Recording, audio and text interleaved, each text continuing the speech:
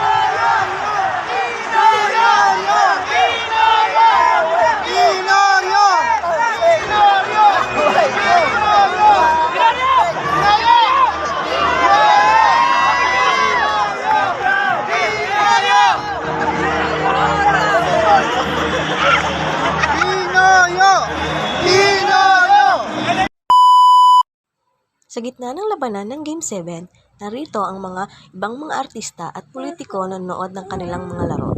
Makikita natin ang matini idol na si Daniel Padilla at si Philip Salvador. Narito rin si Miss Jean Bilogs at ang mayor ng Pasig na si Francis Zamora. At narito rin si Noli Locsin, ang dating player ng Hinebra, at ang JJ Halteran, The Past, at ang Pinoy Sakuragi, Mark Pingris. Kasama din si Janet Gibbs at ang Senador Bongo.